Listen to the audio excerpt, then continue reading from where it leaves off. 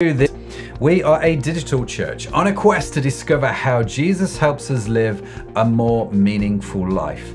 We are a community, a space to explore the Christian faith, and a place where you can contribute and grow. Our service will last about an hour, and in a few seconds we will start with a time of worship, after which you will meet our hosts for our service who will introduce today's talk. After the talk, we head into Conversation Street, where we look at your stories and questions that you've posted in the comments throughout the live stream. I want to invite you to connect with us here at Crowd Church, and there are a few ways that you can do just that. Firstly, you can engage with Crowd from any device during our live stream. And if you're up for it, why not invite a few friends over and experience the service together? You see, church is all about connecting with God and connecting with others. And one of the easiest ways for you to do that is to also join one of our midweek groups where we meet online together to catch up and discover more about the amazingness of Christ. You can also subscribe to our podcast called What's the Story, where we deep dive into stories of faith and courage from everyday people. More information about all of these things that I've mentioned can be found on our website at www.crowd.church, or you can reach us on social media at Crowd Church. If you're new to Crowd or new to the Christian faith and would like to know what your next steps to take are, well, why not head over to our website, crowd.church/next, for more details. And now, the moment you've been waiting for is here. Our online church service starts right now. Wow, good evening. Welcome to Crowd Online Church. My name is Matt Edmondson, and beside me is absolutely no one. Now, if you're a regular to Crowd, you know that there's normally two of us side by side today, but Anna, my co-host, is MIA. So if anyone's seen Anna, just give her a little nudge, tell her she's supposed to be here. She's not answering the phone, so I hope everything's all right. But that said, we will crack on. How has your Sunday been? Hopefully it's been good. Let's see what we've got going on in the comments here. You're gonna have to join me and help me in the comments, folks, because if I'm flying solo, I'm gonna need that conversation. Do say hi in the comments. Hi, Miriam. Miriam's in the comments. Hey, Miriam, how you doing? Tobias, evening, first time joining the live stream, but have been enjoying the Alpha series videos. Tobias, great to have you, man. Great that you're here with us. Glad you've been enjoying the Alpha course. They're great, aren't they? I mean, not because we did them. Just want to point that out. They're great because it's Alpha. So great to have you, Tobias. Hi, Sarah. Hi, Keith and Peter from Spain joining us again. Great to have you. Week number 2, guys. Welcome. Great that you're joining us. Whoop, here we go. Yeah. Mine has been really special, according to Miriam. Her Sunday's been good. Just jot in the comments. Let me know what you've been up to this Sunday. It'd be great to hear about it. I have been, not that you really want to know, but I've been busily installing a diesel heater. For some strange reason, I decided that installing a diesel heater in my kitchen would be a good thing to do. Test number 1 has worked pretty well. I'm not going to lie, pretty stoked, but it means my hands are, it's a good job you can't smell my hands because they do smell a little bit like diesel. So what have you guys been doing? Enjoying your Sunday afternoon, hopefully. Keith and Peter also enjoying the Alpha course here. You know what, this is great. Let me just mention this. If you are new to Crowd, and you're watching this, or you're new to the Christian faith, you want to know more about the Christian faith, you've sort of got questions, want to explore it, do check out the Alpha course. Now, if you go to the website, I'm just going to check on the URL here. It's crowd.church. Let me put it up on the screen. He says, I think it's that one there. Yes, look at that. If you go, who says I can't multitask? If you go to crowd.church and click on, there's various links to get to Alpha, but the best way to get to it, I think, is probably just to scroll to the bottom. And the 4th link down says Alpha course online. And then all the Alpha series talks are there. Things like, is there more to life than this? Who is Jesus? Why did Jesus die? Why did we proclaim that as, Christians? What's that all about? How can I be sure of my faith? What's prayer all about? What's the Bible all about? Does God guide us? Who's the Holy Spirit?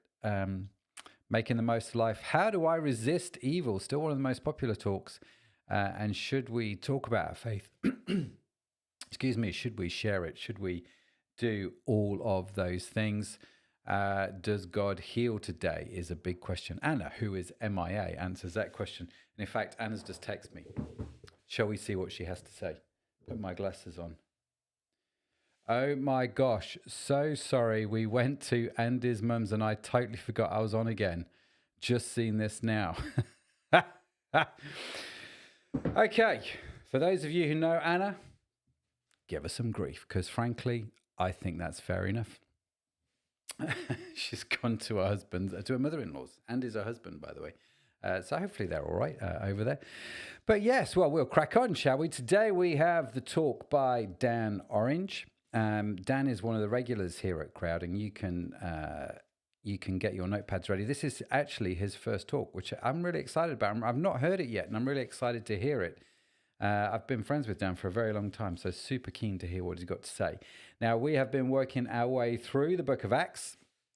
And for if you're new, like Tobias with us, Acts is a book in the New Testament after the four Gospels. So you have the four Gospels, Matthew, Mark, Luke, and John, which chronicle the story of Jesus. And then you have the book of Acts, which chronicles these sort of the beginnings of the church. What happened after Jesus goes to heaven? What happens those sort of first few years in the church? That's what we find out in the book of Acts. And we have been busy working our way through it. It has taken a very long time. We were joking about this last week. It seems to have taken us a bit of an age, but we are getting there, which is good. But you know what? Even though it's taken a long time, I've positively enjoyed it. It's been absolutely phenomenal. I've got a lot out of this Alpha series. So Dan's going to do his talk on Alpha.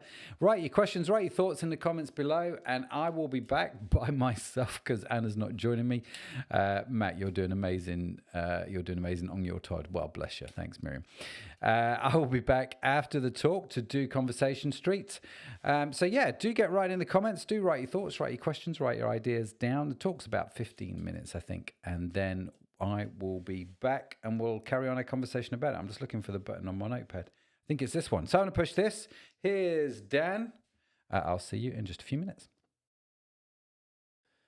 So, on to Acts chapter 25. I thought I'd give a little recap of where things are up to in Paul's life so far. So, Paul has completed many journeys visiting the scattered early church. He's currently on his third missionary journey around the area of the Mediterranean and Middle East, travelling miles by sea and foot. Most scholars believe in his lifetime he travelled and walked over 10,000 miles. So sailed and walked 10,000 miles, which is pretty impressive even by today's standards. He spent that time teaching, spending time with the new Christians, the followers of the way that they were called at that time. He's already been stoned, he's been jailed, shaved his head for a vow, but seen many miracles, and many come to hear and know about this wonderful Jesus, the Messiah, the forgiver of sins. He spends lots of time in the synagogues teaching, questioning and preaching over many days each time. He didn't just come along, preach and dash off. He dedicated time and energy to the good news. He's already written some of the letters that we have in the Bible, the letter to the Galatians and Corinthians and the letter to the Romans. He's approximately 53 years old now and he's under arrest again, 23 years after his dramatic conversion on the road to Damascus. There's now a new Roman governor holding him. Felix had held him for 2 years, hoping for a bribe to give him an excuse to release him, and now Festus is in charge. So, do you feel that your life has ups and downs? Paul must have. But in those hard times, they're the times that often where God is teaching us, and in Paul's case here, protecting him. Let's read the first section, chapter 25. 3 days after arriving in the province, Festus went up from Caesarea to Jerusalem, where the chief priests and the Jewish leaders appeared before him and presented the charges against Paul. They requested Festus as a favour to them to have Paul transferred to Jerusalem, for they were preparing an ambush to kill him along the way. Festus answered, Paul is being held at Caesarea, and I myself am going there soon. Let some of your leaders come with me. If the man has done anything wrong, they can press charges against him there." After spending 8 or 10 days with them, Festus went down to Caesarea. The next day he convened the court and ordered that Paul be brought before him. Paul had been held in prison 2 years so far.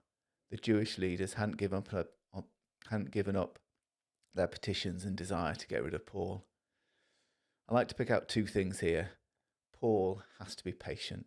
He's got no choice. He simply can't do anything else, but he can choose how he is alone. Paul was stuck under arrest and couldn't do much, but he could have just sat and stewed in his own self-pity, but he didn't. He spent his time listening to God, studying, and probably writing. In his next prison situation, he wrote Philippians, Ephesians, Colossians, and Philemon, so I doubt he was just sat there doing nothing. I know in the time that we live in, it's rare there's nothing to do or look at. I'm a dad, a husband, a business owner. There's always something to do and always something to distract. Perhaps it's fertling on your phone. What a great word. My father-in-law used this word a lot when he was alive. "What have you been doing, Roger?" That's my father-in-law. "Oh, just been fertling, reading an article on social media, playing online Scrabble, just fertling." It can be good to keep our minds active, but sometimes we need time from distractions, time on our own, time where it's easier for God to speak to us, less distractions. Let's slow down. Take 5 minutes when it's just you and God. I'm speaking to you, but also to myself. Every time I'm alone with God, I think, why don't I do more of this? Then I'm back in my life and I've got to do this and got to do that. Put some God space in your diary. I have it now in my diary. It actually says God space. Siri will pop up and say God space, just to encourage me to stop the busyness of life taking over. Jesus says in Luke's gospel, "By your patience, possess your souls." Let's not be so busy we miss out. I need to learn more patience, more listening. Second point is that these Jewish leaders had a grudge and they weren't giving up. They'd already put pressure on the previous governor for 2 years and now hassled the new guy for 10 days straight. Persistence is a good thing. Working towards an outcome is a good thing if it's the right thing we're working for. I'm from Liverpool and I love this city. But in 1989 in Hillsborough, England, there was a horrific disaster at a football match where 96 Liverpool supporters died. The people of Liverpool, families and friends of those who died, fought for justice. There had been incorrect allegations made, cover-ups by the authorities, and the people of Liverpool, especially Liverpool supporters, were put down in the press and by the establishment. But they persisted, and the truth was eventually told. This took a long time, and a favourable outcome has now come. They didn't give up. We need to strive for what's right by keeping our focus on Him who is right, listening in the quiet times. Jesus said this famously, "Come to me, all you who labour and are heavy laden, and I will give you rest. Take my yoke upon you and learn from me, for I am gentle and lowly in heart, and you will find rest for your souls. For my yoke is easy and my burden is light." Rest in Him and take His yoke. A little note from this is that we can give Him our burdens, but we still need to take a yoke, a light burden. We don't walk around skipping with nothing to do, no work. We are to do His work, whatever that may be for us where we're at. We're not carrying around the things that are too heavy for our backs. That's what we put on God's shoulders. Not to do nothing, but we're to do His work. This applied to Paul too, so we can see it's not always easy. Jesus, when He spoke those words, was talking about all the oppressions and laws that the people of the time had put on themselves. We can put our own things on us that are not for us to bear. Give your troubles. Don't add things that aren't for you. Some people can make it their life's work to take on the troubles of others, the worries, disguising it as empathy or compassion. We need to make sure we're just taking on what He's asked us to take on. So, on to the next part of the story, which reads like this. When Paul came in, the Jews who had come down from Jerusalem stood around him. They brought many serious charges against him, but they could not prove them.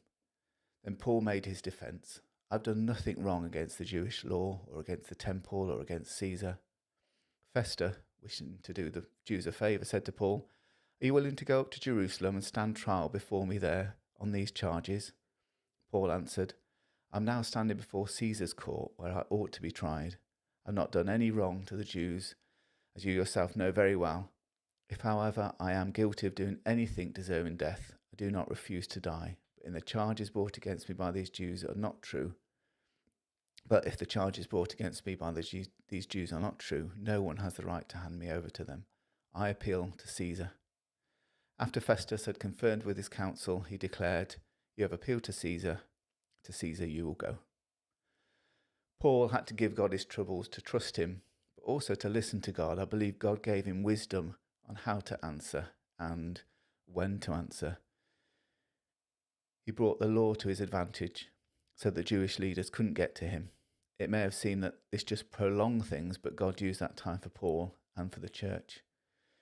In our lives, we need to bring our concerns and our trials before God and ask for wisdom, to ask for him to move mountains when necessary. But we need to do what we can as well. In my own life, my son is having a lot of trouble at school with his education, and we're praying a lot about things. We're asking God for wisdom, asking God to come to speak to us and to Luke. And he has, and he's bringing his peace, and he's brought his peace to him and to us. But we still have to push and strive in this world for the law. The law says that Luke should have a good education in the country that we live. So my wife mainly, she's amazing, studying, petitioning, getting things done, submitting formal complaints if we have to, work's not done, getting our council on board, etc. But in all this, God has to be our focus still. He's got to be the most important thing. Otherwise, we can just go off on a tangent and miss out. If God is our focus and we put our trust in him, then we can look back at trials and problems and rest in the decisions that were made, knowing that he has the best for us. Romans 8:28, which Paul wrote in a similar situation to he is now. And we know that all things work together for good to those who love God, to those who are called according to his purpose. Paul knew his rights on the earth. He knew he was a Roman citizen and that this meant he should be tried in Rome. This decision saved him. It stopped that trip to Jerusalem where the leaders plotted to kill him, but it also set off the chain of events that would cause him to be incarcerated for another 2 years. This is what I mean by knowing his word and resting in it. In those 2 years, do you think Paul thought, why don't I stick to my guns? Or why did I not just go to Jerusalem? It probably would have been all right. We know it probably wouldn't have. The last thing I want to mention is something that's not written here, but it is implied. It's forgiveness. I mentioned about fighting for the truth, for standing firm. But in that, we can come up against others that are against us, others that can and do hurt us. And if we dwell on those things and deeds, they can occupy more than our noble goal. The fight can become a grudge and can eat away at us. This is where sometimes the hardest step has to happen. We have to forgive those that have done wrong toward us. Paul had plenty of people to forgive. Those that stoned him, those that had lied to put him away, those that had hurt and killed others around him. I've had people that have hurt my son with their actions. I have to forgive. And it's hard when it's not even against you, it's against someone you love. The people of Liverpool have seen justice for what was said about them in the press and what I spoke about earlier. But without forgiveness, there can still just be hurt. These grudges and strivings can bring anger. They can limit our life. They can occupy time. They can come in the way of our destiny. God can and does forgive. We need to take his example and we need to forgive. We need to give our fights to God. Don't let your grudge be your life. God in Jesus came and died that we may know freedom from sin and that we can be forgiven. All the things that we've done that are worthy of death have been wiped away. We've been forgiven much. It's for us to know that eternal forgiveness and ask for God's grace to enable us to forgive. Maybe we need to forgive those that are close to us. Paul, in his letter to the Romans, is speaking to some of the church members about others that have done wrong and been punished. Then he says, Let's not add more sorrow to them that they can bear by holding back our forgiveness toward them. I've just read the autobiography of Bono from U2, and it's a really interesting book. And he has a interesting and tricky relationship with his dad, Bob Hewson. Even after he died, he realised he needed to forgive him and to ask for his forgiveness. Here's the passage in his own words. Easter 2002, Ali and I visited the little chapel in Aze, France, a fisherman's church with a hilltop view that's seen it all. From the Baroque pulpit, a lone arm sticks out of the wall holding a cross, and a fishing boat hangs from the ceiling. After the service, sometimes improved I find if you don't speak the language that well, I returned to the pews on my own. I sat there and apologised to my father, Bob Hewson. I had forgiven him for his own crimes of passion, but I'd never asked for his forgiveness for mine. I'll never know if it was related to me asking for this forgiveness in that little chapel. But after my father died, something changed. I felt I got an extra couple of notes on my range. I felt I was becoming a real tenor as opposed to a pretend one. I could ring those high notes like a church bell, as I'd never hit them before. Makes no scientific sense, of course, but I've heard it said that when someone close dies, they leave you a kind of passing gift, some invisible will where you inherit a special blessing. Bob Hewson's final gift to me was to enlarge the one he gave me long before. I was now a true tenor, no longer a baritone. I only thought he was a tenor. I thought it was a really interesting example of what forgiveness can do for us in real life. Sometimes the burden we're holding on to is unforgiveness, and it does literally hold us back. Perhaps we need to come to him and cry out for his forgiveness and get that extra octave in our lives. Welcome back. Thank you, Dan, for that great talk. Loved it. Dan's first talk, ladies and gentlemen. I wish I had a button on my desk at home which gives a round of applause. Don't have it here, but it's great. I loved it. So Dan's talk, what did you think? What did you take away from it? Hello to you if you've joined us during the talk. If you've joined us live, my name's Matt Edmondson.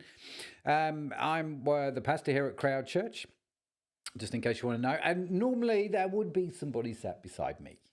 We would normally be co-hosting the online church, but Anna, well, let's just put it really, she just forgot. She just forgot she was hosting. It totally slipped her mind, as these things do. And so she went and visited a mother-in-law, which is, probably one of those God things, really.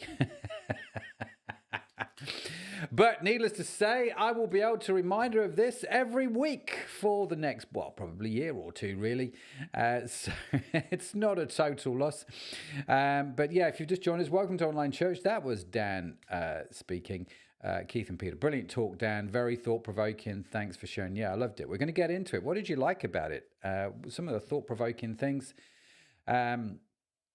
We have Pastor Alexander in from the Congo on Facebook joining us all the way from the Congo. I love technology. So we've got people from Spain, people from the Congo, people from the UK, just all over the world. Welcome to you.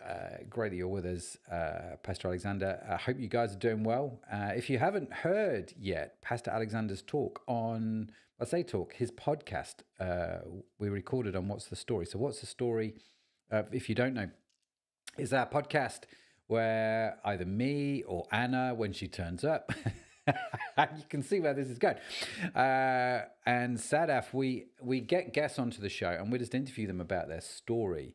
And Pastor Alexander was over from the Congo, which was amazing. And so I got a chance to sit down with him for about an hour and just listen to his story about, how he became a Christian, what it's like running a church in the middle of a war zone, the hospital that's being built over there. Some amazing stuff, really great stuff.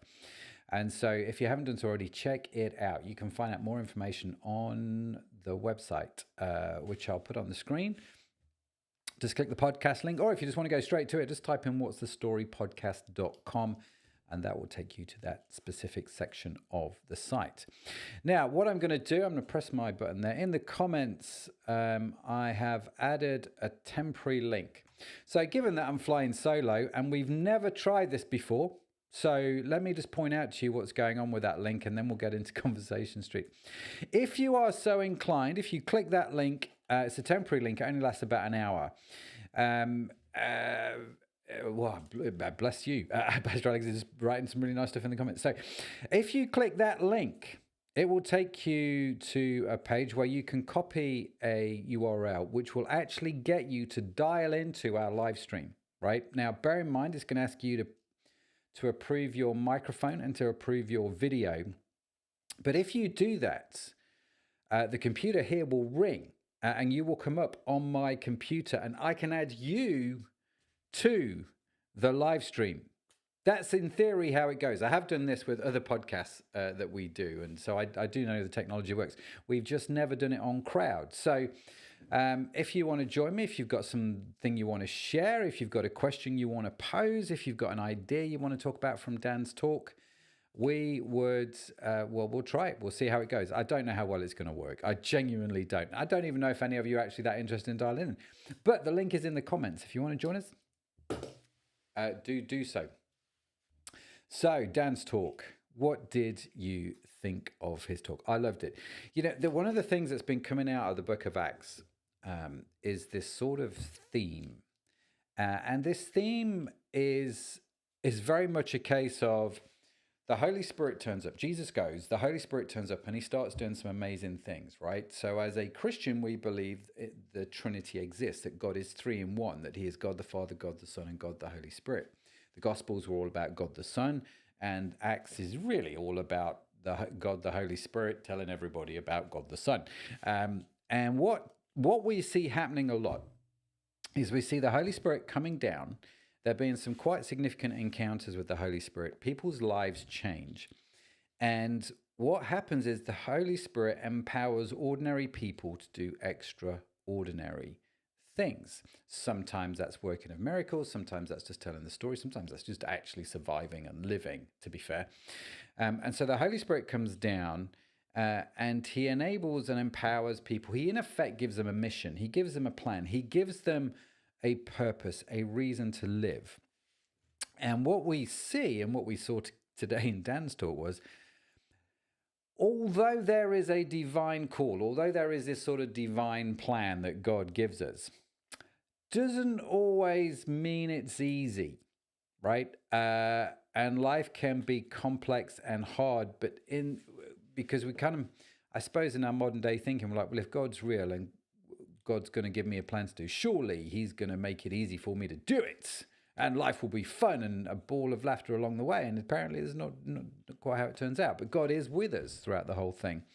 And in the complexity and in the nuances and in the difficulties in life, we learn to trust him. We learn to understand what it is that God's actually doing in the midst of everything. And we see this over and over again in the book of Acts. It's this sort of constant theme, which I find quite staggering. It's probably one of my biggest takeaways is actually God does amazing things, but it doesn't mean that my life is going to be amazingly easy. But I do get to make a choice. I get to determine whether I keep going after God or whether I shrink back. And so that seems to be the sort of the main theme, the main feel, or one of them that we take from there are obviously others.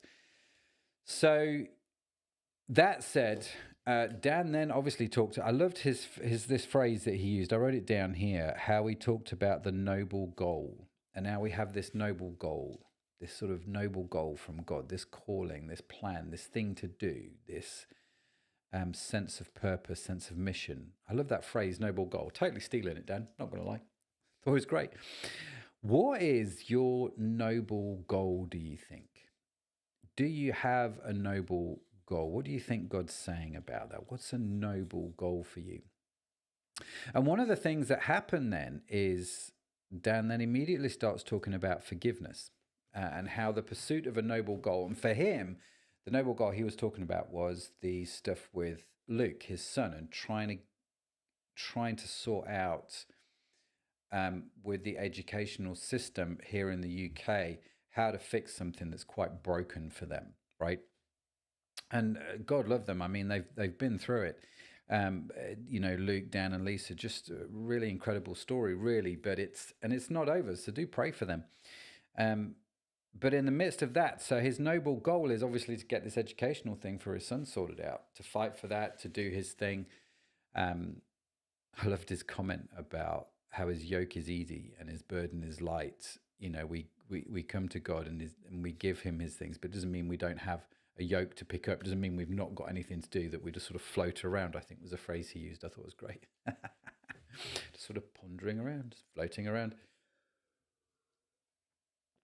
And so, yeah, I thought the noble goal is then linked to forgiveness. The thing that we have to do is linked to forgiveness. And one of the comments here that Miriam wrote, sometimes I don't know how to forgive friends when they do the same things over and over again. But God will be with me, so it's okay. It's a really powerful thing, isn't it? And we've talked a lot on Crowd about forgiveness.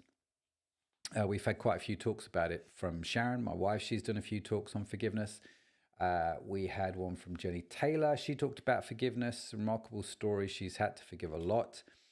And they're definitely worth checking out if you do struggle with the topic of forgiveness. Do go dig those out. They're in the archives. Again, just head over to the website, Crowd Church. The link's at the bottom. Yeah.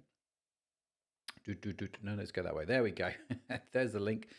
You can go to the website and just search for Jenny Taylor, search for forgiveness, and the talks will come up and go into it an awful lot more detail, because I think Dan's right. I think sometimes we pursue these noble goals, these things that seem righteous, these things that seem good, and we can get quite angry in the process, and we can get quite bitter. I think Dan said, don't let your grudge become your life. It's an amazing quote, that, isn't it? Don't let your grudge become your life.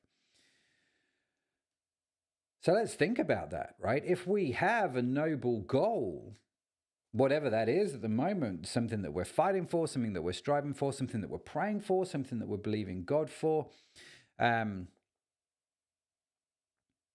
if we have a noble goal, is there an element of anger or bitterness or resentment or something that could creep in and derail you in the pursuit of that?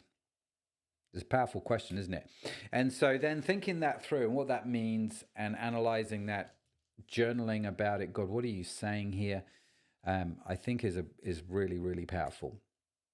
Really powerful, because you can be trying to do the right thing, but we can be doing it in the wrong way.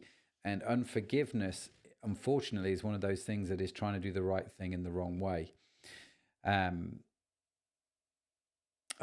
Keith and Peter, we've had mega problems. Okay, not just problems, but mega problems in our church here in Spain, causing anger and pain. But we have all forgiven and moved on and think we're all stronger for it. On Facebook there, in fact, let me put that on there. I can do this, can't I? You can all read it as well. There we go. In fact, let me do that. There we go, because Anna's not here. So there's what Keith and Peter have said.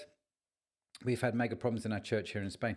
Interestingly, isn't it? If you've been around church for a while, if you've been a Christian for a while, when we read about Paul's story, his grief came from the Romans.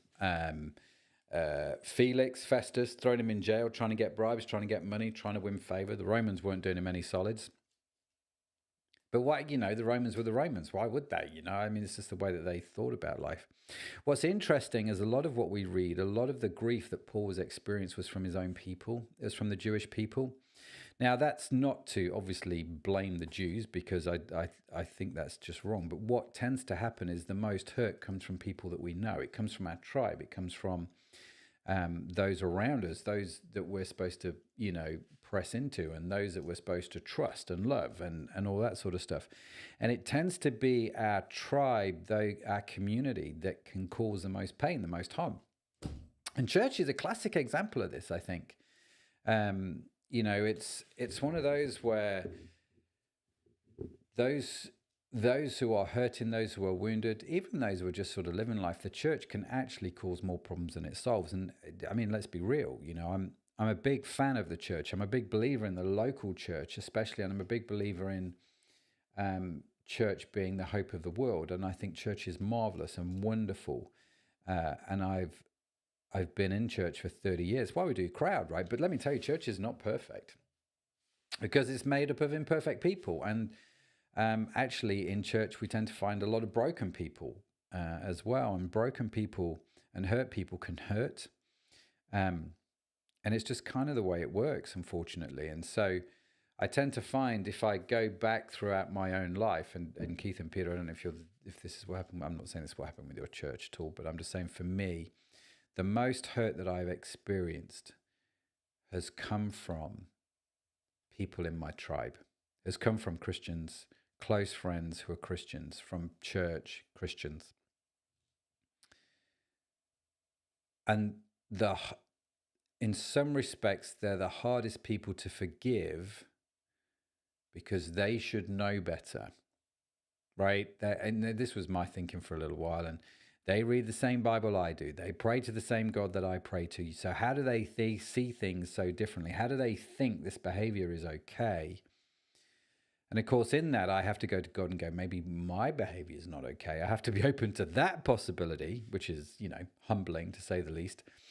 And so yeah, how do you do that? How do you deal with that? And I think you can only deal with that through the grace of God and walking in the light of that and that forgiveness and understanding actually that is what happens in church sometimes. And I see a lot of people deconstructing faith actually as a result of that they've got hurt from the church in some way, and so sort of walk away from their faith, which I heard a quote the other day, which I thought was really fascinating on this whole thing. They said that, walking away from church because of the way some Christians behaved is like you decide to stop supporting your football team because of the way some of the supporters behaved. Doesn't make sense, right? I'm a big Liverpool Football Club fan because, why would I not be? But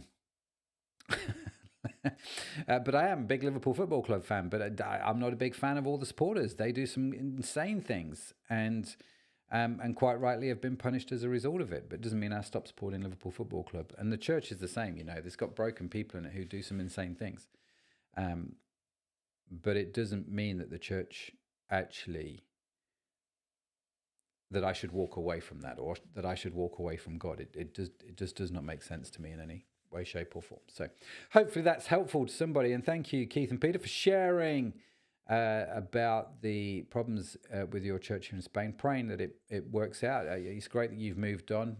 Great that you're all stronger for it. And it's one of those things I find in those periods. I don't know about you guys, but for me, I come through it more aware of my own need of forgiveness, and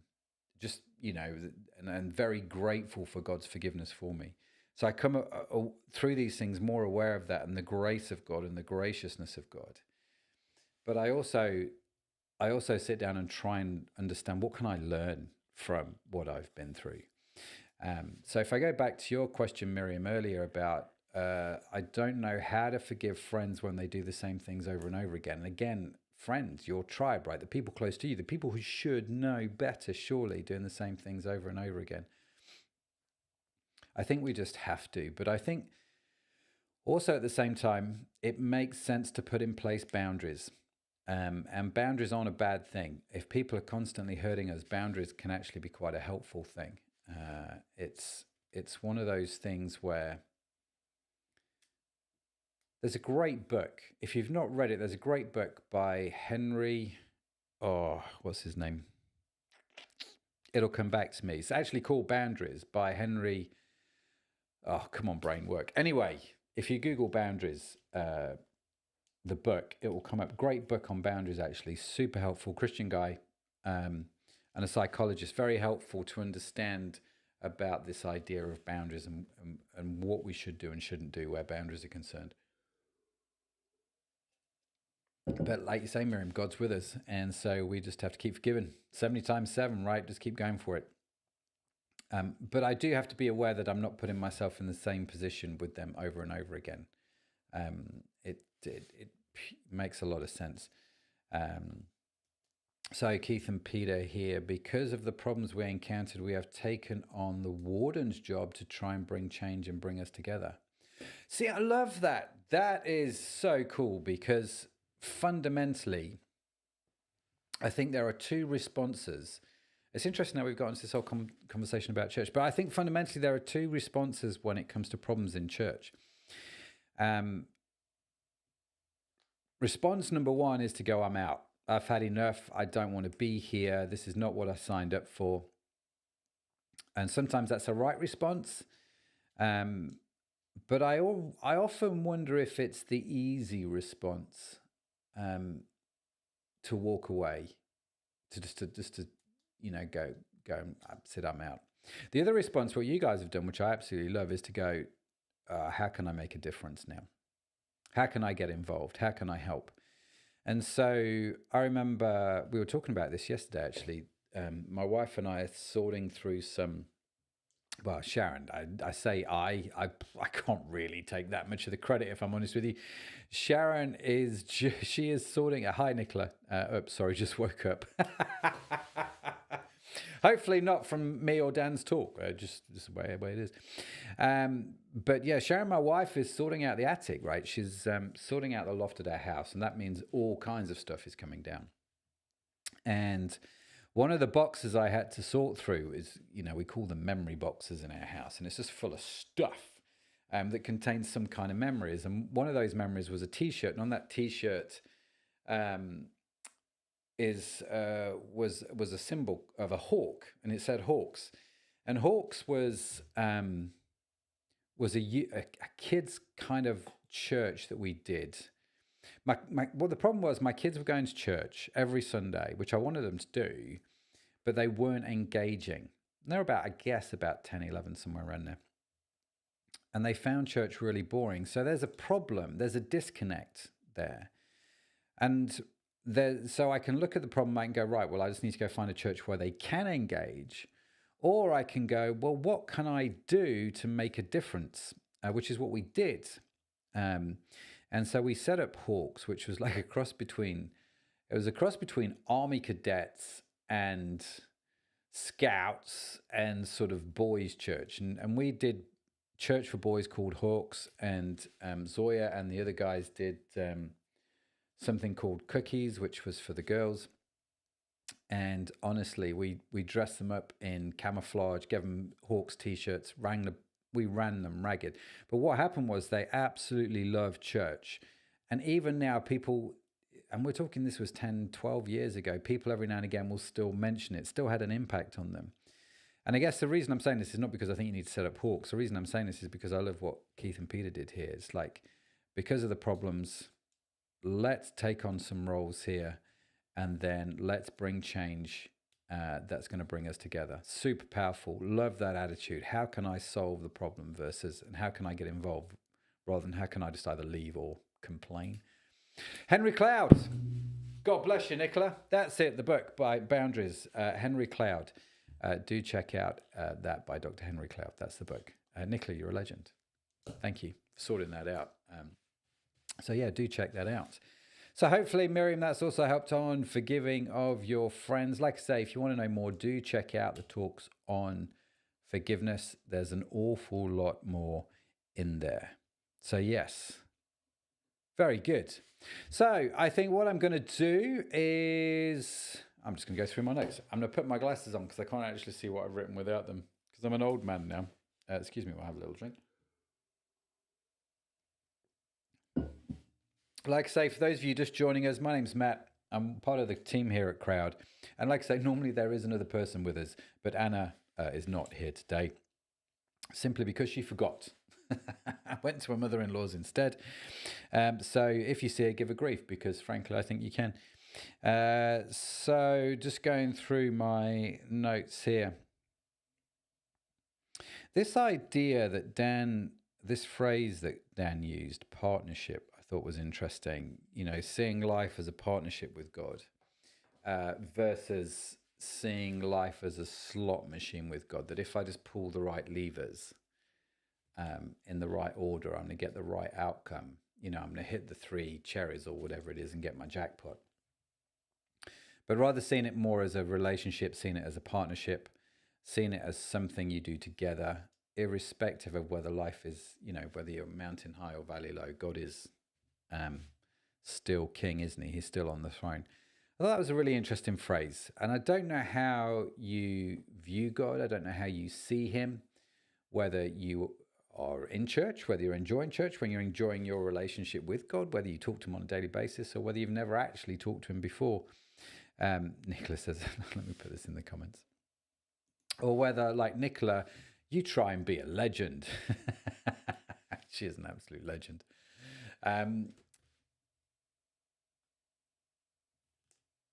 It's interesting how you view God. Someone who is with you, someone who is a partner in life with you, someone who is committed to you, versus someone who is absent maybe, or a God that doesn't care, or a God that's not actually that interested in what's going on. And I think the whole partnership thing just throws it's just something worth thinking about, actually. How's that going? How's the relationship with God going? Well, I'm just going to scroll through the comments here. If there's any other questions or any other thoughts that you've got, please fire them in the comments now, and I'll do my level best to try and answer them. It's been really interesting doing this solo, actually. Normally, when I do these kind of things like podcasts, normally there's always people with me. So doing it solo is always interesting. So I actually quite enjoy the challenge, if I'm honest with you. What's Nicola put here? I like not using God as a slot machine, but as someone who wants to walk with you. Yeah, I'm with you. I think it's easy to fall into the default, to sort of forget God exists until you need a prayer answered. Rather than seeing him someone who wants to walk with you on a daily basis, who is constantly with you. And understanding what that looks like and feels like and seems like can be quite tricky. Because I don't know about you. For me, I run my own company. I mean, I run this church, but also I've got my own business. We have 2 businesses, which I won't bore you with, because it's definitely not a sales pitch, just saying. But I've got 2 companies. It can take a lot to run them, right? And you can get your head down, and my wife will often call me and go, "Do you realize what time it is?" And I'll have been doing something, and I've got in the zone, in the flow, as they call it. And 8 hours can go by in a blink of an eye for me. It just can. And I'm just like, I get my head up and go, wow, that was incredible. Where did that time go? But not once during that time would I have thought about God. Would I have gone, God, what are you saying here? Have you got any thoughts about this? And actually I find that if I can somehow break myself from the drive that is in me and just take a few seconds every now and again just to go, God, what's going on? Or what do you think? Or thanks for being with me. Or just super grateful for this job, or super grateful for this client, or just acknowledging that God is there makes a massive difference when I do it. Question, of course, is why do I not do it all the time? If I knew the answer to that, I would let you know, write a book about it, make a fortune, not going to lie. But yes. Oh, bless you. You have certainly raised the challenge. Well done. Thank you, Keith and Pete. I really appreciate that. So let me tell you what is coming up next week, because normally I would talk about this beforehand with whoever I'm hosting with, but of course not with Anna right now. So let's have a look.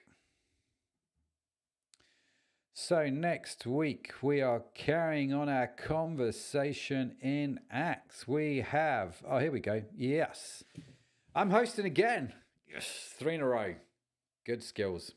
So you've got me again next week, hopefully with John Harding, who's one of the pastors of the church here. What a legend that guy is. He's just moved house, so hopefully he won't have too much dust on his face and all will be good. And when he's not, I love that. So well done, Nicola. When he's not walking with you, he's often carrying you. Yeah. Get that. That's like that poem, isn't it? Footprints in the Sand. So yeah, John and I will be back next week to host. We have got Dave Connolly speaking about Acts 25. We're carrying on with Acts 25. So yeah, we've got Dave Connolly. Just to let you know what's coming up in the weeks to follow. We've got Pete Farrington sharing with us. Will Sopwith, love Will Sopwith. And then in 4 weeks time, we've got John Harding rounding off our story and journey through Acts. So yeah, 4 weeks to go until we finish Acts. John's going to be rounding that off, which would be great. And then, like I said last week, the next series we're kicking off is Becoming Whole. It's all about becoming whole, which I'm really, really looking forward to. Been really enjoying doing the study on this and getting all the teaching notes prepped. Me and Sadaf, we've been talking a lot about it, which has been great. So yeah, we've got that series coming up, Becoming Whole. So do make sure you stay with us. And I'll just close out the Acts series. Hope you've enjoyed it as much as I have. If you've caught the tail end of it and you've just joined us, a bit like Tobias did earlier, rewind. They're all online. You know what? We have, I'm always amazed actually how many people contact me and just say, oh, Matt, I was listening to the podcast, loved it, decided to go back to episode 1. And we're like 300, however many episodes into them or whatever. I don't know what the exact number is. And they just work through it one at a time. I'm like, wow, that takes some dedication, but God bless you if that's you. That's incredible, really. So yes, make sure you do subscribe to the Crowd channel wherever you get it from, whether you're listening on the audio and you're listening to this on Apple iTunes, I didn't call it iTunes, Apple Podcasts, Spotify, or whether you're on YouTube, whether you're on Facebook watching on Catch Up, or whether you're joining us live. Make sure whatever your platform of choice is, you hit that like and subscribe button. You can, of course, go to the website, www.crowd.church. We'd love to hear from you. And on there's a small form where you just put your name and email address, and we send you an email once a week just letting you know what's coming up. We send you the links to what happened last week plus what's coming up this week, just so you stay all up to date. And that's we don't bombard you with email. We just send out one a week. Very occasionally we might send an additional one, but you can sign up for that on the website, www.crowd.church. Be sure to do that. Would love to connect with you. And it just helps ensure you don't miss anything that's going on. Thank you so much for joining us today. Thank you for all the comments and all your thoughts. Thank you for bearing with me. And yeah, welcome to Crowd Church, where things, if technology don't always work out, the people might not always do what they're supposed to as well. Oh, I tell you what you can do. Just write in the comments as we close if you've got like the perfect one-liner for Anna Kettle. Would love to hear it, because I'm definitely going to be thinking of a few just when I see it. In forgiveness, obviously, I mean, there's not a forgiveness issue given what we were talking about, but there is a banter issue, and taking the opportunity to create banter. Oh, bless you guys. Listen, have a fantastic week wherever you are in the world, whether you're in Spain, whether you're in the Congo, whether you're in the UK, or wherever you are in the world. Thank you so much for joining me.